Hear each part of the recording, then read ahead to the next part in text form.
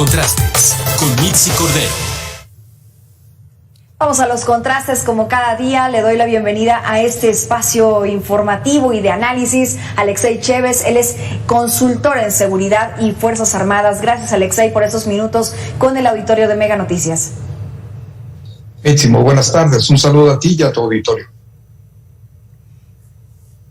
El tema que hemos puesto sobre la mesa, Alexei, buenas tardes, pues me parece que tiene muchas aristas y es sumamente interesante el contexto en el que estamos viviendo como país. Yo lo mencionaba en un inicio, vemos no solamente esta violencia en estadios como lo que ocurrió hace un mes en Querétaro, lo vemos en las calles, personas que se bajan del automóvil, agreden a otros automovilistas, personas que en una fiesta pueden llegar a quitarle la vida a un menor de edad, violencia intrafamiliar que tú bien lo sabes porque analizas estos datos de seguridad, también incrementados estos números en los últimos meses y derivado de este encierro, derivado de una situación psicosocial que se está exponiendo. Y ahora, ¿qué pasa con esos protocolos que debe de haber en eventos masivos y que muchas veces las autoridades o quienes los realizan escatiman en recursos y no toman en cuenta este contexto que ya decía yo previamente? ¿Qué opinas?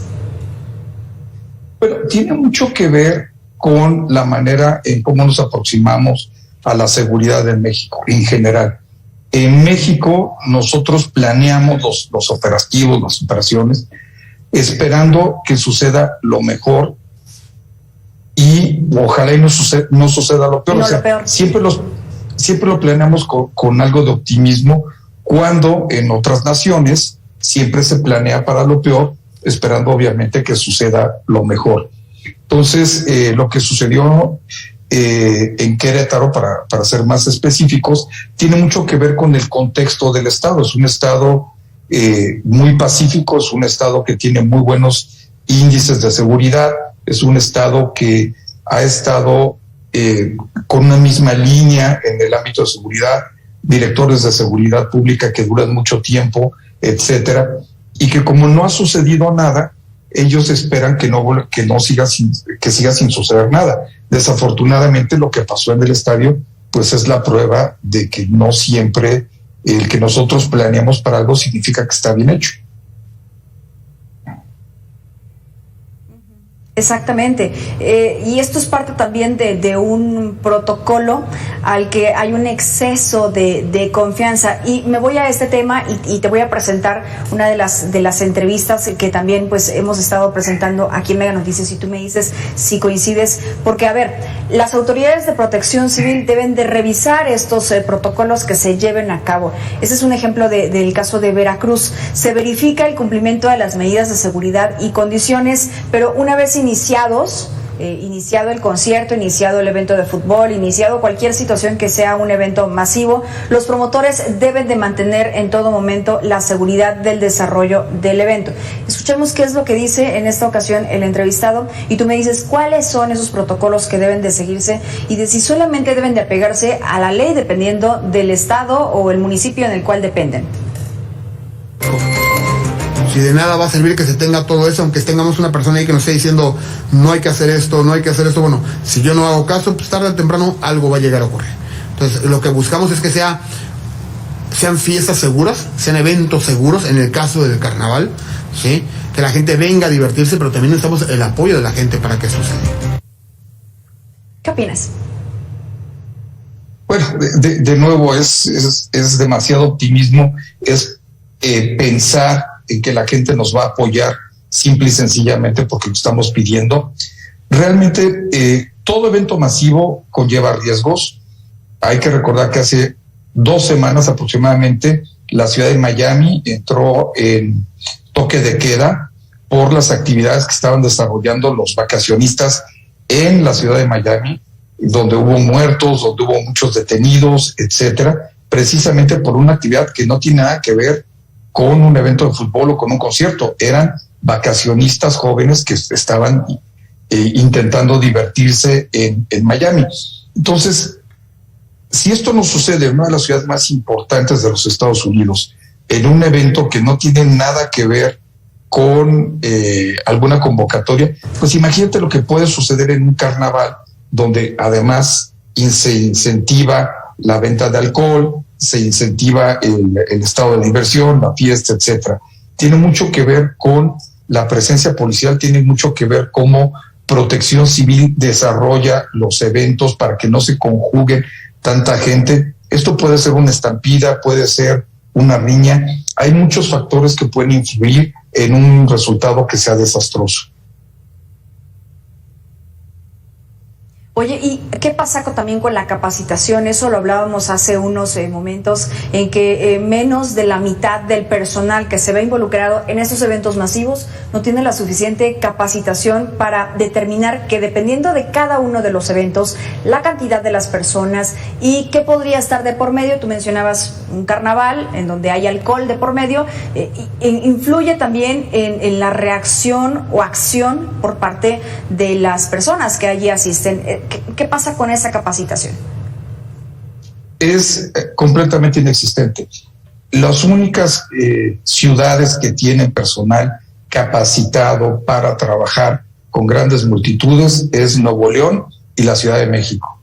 Todas las demás policías no tienen la experiencia, no han recibido los cursos, no tienen los mandos que hayan estado ahí, que hayan trabajado en eventos de esa magnitud. O sea, no nos engañemos, solamente la Ciudad de México y Monterrey tienen la experiencia y la capacidad para trabajar con eventos masivos, porque ellos constantemente lo están haciendo, ya sea un evento de Fórmula 1, ya sea un evento de un partido, ya sea el evento de un concierto. Son unidades de seguridad que están constantemente capacitados. Y también muy importante que las compañías de seguridad privada que se contratan para estos eventos también tienen la experiencia y la capacidad para desacelerar o desactivar cualquier conflicto que empiece, ya sea en las gradas o en algún otro lado. Todas las demás ciudades están aprendiendo pues a la mala a manejar este tipo de situaciones, y esto fue lo que pasó en Querétaro, para ser más específicos. Sí, justo es una de las cosas que vamos a escuchar a continuación, porque después de lo que pasó allí en Querétaro, las autoridades lo que hicieron fue crear este programa o implementó el Fan ID, si tú tienes conocimiento, Alexei, para identificar a los aficionados estos que asistan al Estadio Jalisco. O sea, esto es lo que está haciendo en este caso las autoridades del estado de Jalisco. Sin embargo, pues hay seguidores, hay fans, hay aficionados que no les pareció esta medida, porque porque van a saber quién soy, porque van a saber mis datos personales. Vamos a escuchar lo que ocurrió al respecto de esto. Una hora, la verdad está muy tardado aquí el asunto, porque en lo que te escanean el Fan ID y te escanean el boleto es muy tardado. Hablábamos de la capacitación, pero en este caso faltan también medidas, ¿no?, para implementar. Bueno, yo creo que lo que necesitamos es acostumbrarnos a una nueva realidad. Es como cuando nos subimos a un avión, cuando nos revisan, y todo al principio nos parecía horrible, nos parecía una agresión a nuestra persona, etcétera. Hoy en día, simple y sencillamente, lo tomamos como algo natural. Yo te podría decir que en Europa esto es algo muy normal, incluso en la liga inglesa. Si tú eres un aficionado violento, se te prohíbe salir del país cuando hay un partido de fútbol de tu equipo en otro lugar. Simple y sencillamente se te prohíbe salir. Tú no puedes salir, o el país visitante no te recibe por la actitud que has demostrado en diferentes encuentros de fútbol. Entonces yo creo que tenemos que entender que esto es algo familiar, y toda medida de seguridad va a beneficiar única y exclusivamente la convivencia en los estadios, y deberemos de acostumbrarnos a que así suceda.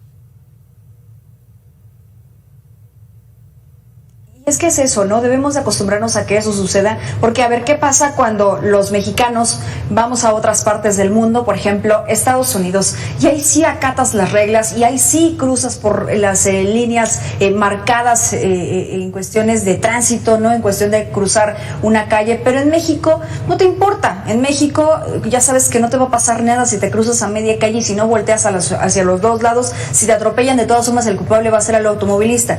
¿Tú crees que sea esto un problema como sociocultural?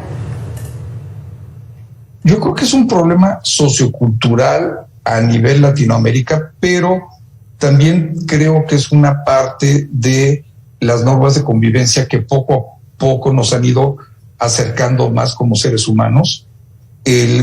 A mí se me hace irónico que nosotros nos opongamos a que nos identifiquen en un estadio de fútbol y sin embargo tengamos redes sociales abiertas, todas las que tú quieras, ¿no? Entonces, ¿cómo me opongo a algo para disfrutar con mi familia y por otro lado tengo perfiles abiertos con mi vida, etcétera, para gente que público ni siquiera conozco? Exactamente.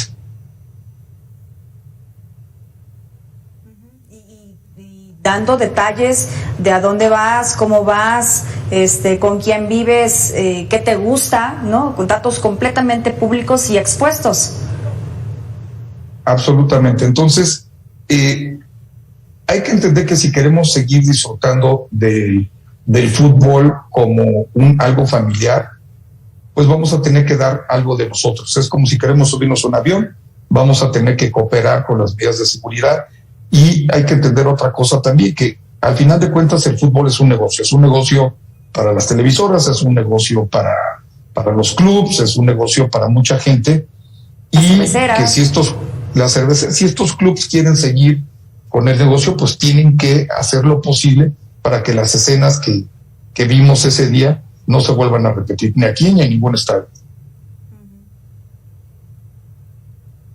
Oye, a ver, ¿y qué pasa con la ley de seguridad que de alguna forma tiene que modificar también lo que hacen las empresas de seguridad privada? Te lo pregunto porque esta fue una propuesta por parte del presidente de Canaco en Querétaro, particularmente después de lo que pasó en el Estadio La Corregidora, y que pretende de alguna forma que la legislación sea más clara, que las empresas de seguridad presten el servicio de manera más adecuada, que lo que tú me decías parte de hace unos momentos, que las empresas de seguridad tienen claro qué es lo que tienen que hacer, pero no sé si lo entendí así, pero las autoridades a veces no tienen tan claro lo que tienen que hacer.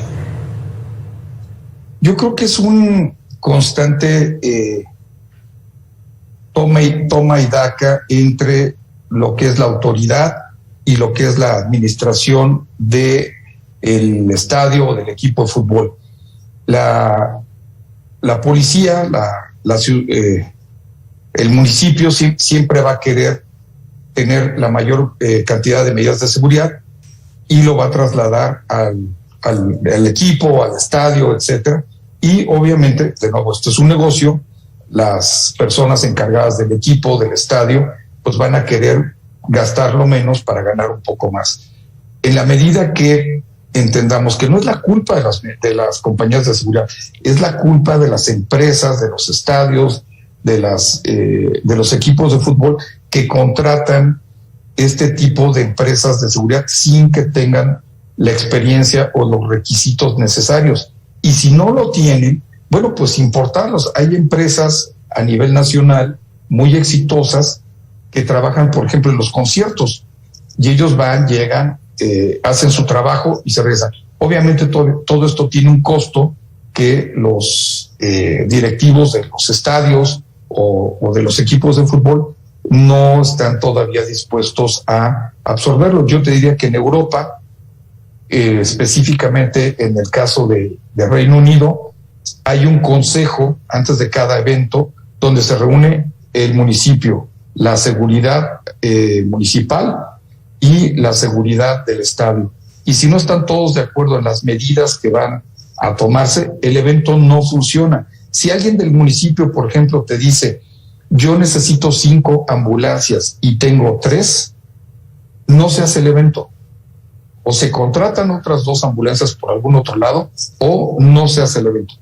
Punto. Si no hay las condiciones de seguridad para que se haga un evento, no se hace. Y aquí, bueno, pues prevalece más el espíritu mercantilista de esto, ¿verdad?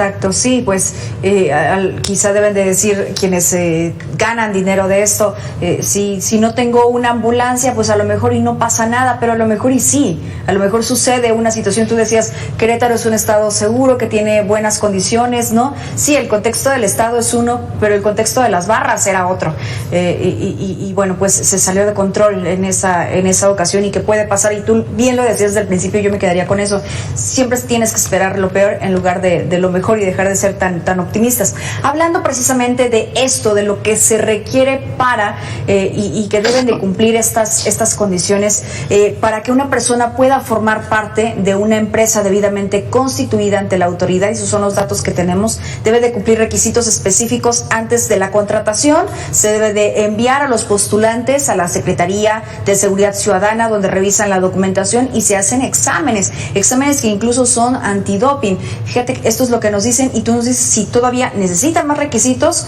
o son requisitos generales que se aplican en todo el país. Escuchemos. Nosotros no podemos tener personal dentro de nuestros elementos que no estén debidamente registrados y autorizados ante la Secretaría de Seguridad Ciudadana. Si vienen los anuncios, yo creo que esa fue una falla por parte de la empresa. ¿Qué opinas? Bueno, el examen de control de confianza y el toxicológico es parte de una de las series de exámenes que normalmente se le piden a los integrantes de las corporaciones de seguridad privada. Hay que entender que una corporación de seguridad privada le paga muy poco a sus elementos, y normalmente una regla general es que tienes los elementos que pagas. Esto sucede lo mismo a nivel nacional con las corporaciones de seguridad pública. Las grandes ciudades que tienen menos problemas de seguridad, Monterrey, Guadalajara, Baja California, Mérida, pagan más a sus elementos porque exigen un perfil más alto de los mismos. Un guardia de seguridad debe estar ganando sobre 4,000, seguridad privada debe estar ganando sobre 4,000 pesos mensuales. Es una persona que probablemente tiene estudios de primaria o tal vez secundaria, que no tiene las características de edad o físicas ya para ejercer otro trabajo, y toma este tipo de empleos, o lo toman para este tipo de empleos, porque generalmente está en las puertas de un fraccionamiento o en las puertas de un local abriendo y cerrando la puerta. Ese es el perfil, y luego lo ponemos a que intente controlar una masa de gente enojada. Pues estamos claramente pidiéndole demasiado a una gente que no sabe ni siquiera qué está haciendo ahí o cuáles serían los protocolos de actuación. Entonces, esto sería también otro de los aspectos a mejorar. Definitivamente. Más bien hay que entender que la seguridad privada tiene un fin muy específico. Hay compañías que se dedican específicamente a trabajar eventos masivos, que el personal tiene los cursos y la experiencia para trabajar eventos masivos. No cualquier empresa de seguridad privada, incluso corporaciones de seguridad pública, puede manejar un evento masivo o debe de manejar un evento masivo. No saben qué hacer, no saben cómo coordinarse, y sobre todo lo más importante, no saben cómo desescalar un evento que se está desarrollando. Lo permiten que siga adelante, y esto, bueno, conlleva a lo que vimos específicamente en el estado.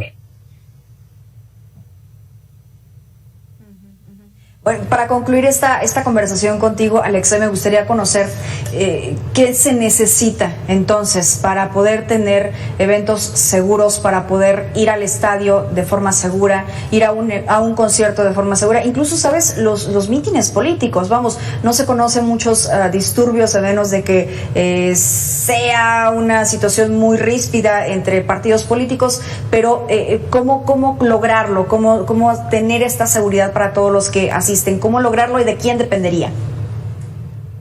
Yo creo que depende de todos. Tiene que ser una acción concertada entre municipio y particulares, incluso a veces el Estado, ¿no? Si esto sucede en la capital, tiene que haber una acción coordinada, tiene que haber unos lineamientos muy claros de qué se va a necesitar dependiendo de cada evento. Tiene que haber un compromiso de parte del estadio, de los dueños de los equipos, de proporcionar el personal de seguridad mínimo que se necesite. Tiene que haber una coordinación en tándem todo el tiempo entre el personal de seguridad privada y el director o jefe de seguridad asignado a este tipo de eventos, con tránsito, con protección civil, con grupos de granaderos o grupos de choque. Tiene que haber también una coordinación con hospitales. Mira, tiene que ver hasta de cómo vamos a recibirlo a los fans de otros equipos, cuándo van a llegar en un autobús, los vamos a escoltar para que no se bajen en una parada, en una tienda de conveniencia y hagan algún tipo de desmán. Los vamos a escoltar, los vamos a llevar al estadio. Vamos a hacer una salida escalonada entre los fans de un equipo y después sacamos a los fans del otro para que no coincidan en un túnel o no coincidan en el estacionamiento. Tiene que ver con qué tanto limitamos la venta de alcohol en este tipo de eventos, dónde ubicamos cada una de las porras. Hay un sinnúmero de cosas que tenemos que ver y controlar, y que en la mayoría de los estadios donde se juega fútbol profesional, en otras partes, así sucede. Aquí no tendría por qué ser la excepción.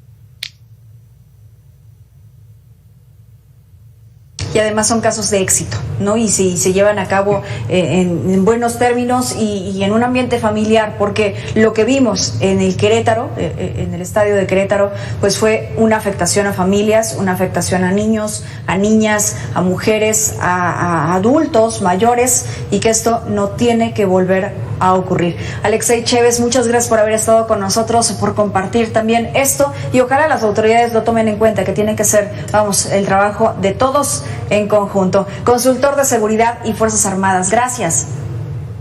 Mitzi, muy buenas tardes. Buenas tardes. Vamos a la pausa, pero regresamos con más.